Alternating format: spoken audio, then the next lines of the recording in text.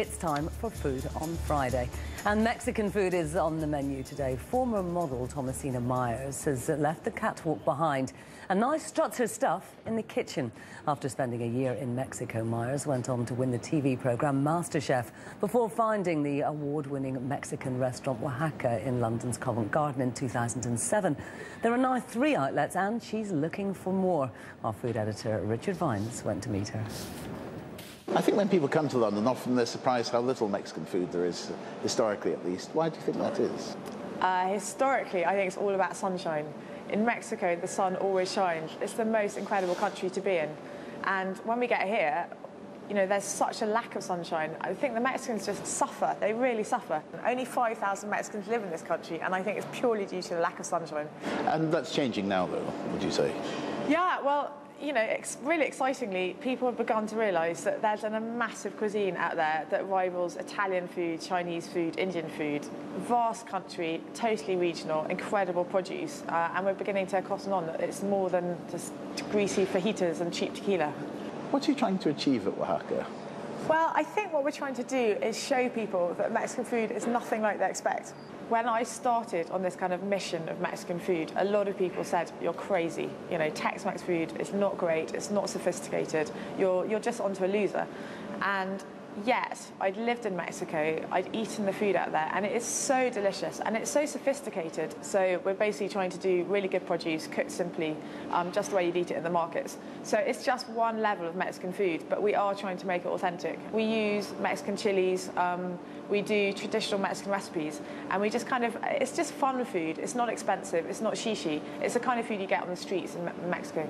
So I had a gut instinct about it, but obviously it's always terrifying when you start any new business. And it's been phenomenal. It's so exciting that the Brits seem to be as keen as I am. What about more branches of Wahaca? I think you're looking at other sites. Yeah, we're looking at other sites. I mean, the great thing is we have queues in 3 sites now, so there's obviously more demand for Mexican food. So as long as people want to eat our food, I guess we can, you know, keep opening shops. We've got a lot to do here at Wahaca in developing the menu still, which is really exciting. And then obviously one day I'd love to do a high-end Mexican place. Really? Yeah, in my dreams, one day.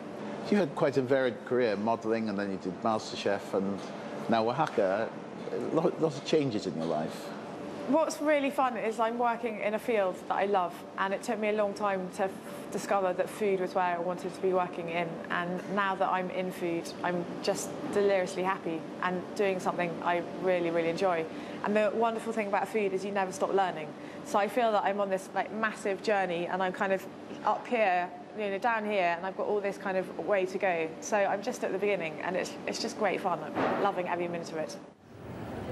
Well, our intrepid culinary reporter joins me now. Richard Vines is here. Richard, very interesting listening to Thomasina there, because I think many of us have got that kind of prejudice, refried beans and soggy fajitas.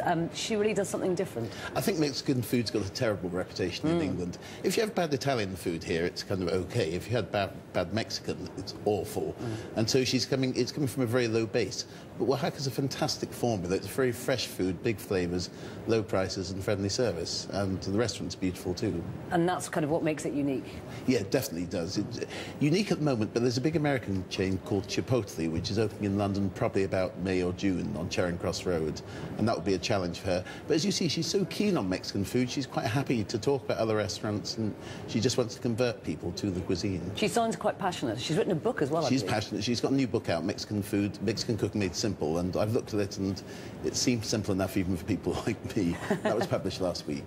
Wonderful. And what else has been happening in the London market? Well, there are a couple of pop-up restaurants coming up. There's one at Harrods for kids. I don't know if you know this. It's called Wonderland Cafe, and it's going to be with outsized bunnies and an Easter egg factory and that kind of thing, so it should be fun, I think, for kids. That opens on March 26th.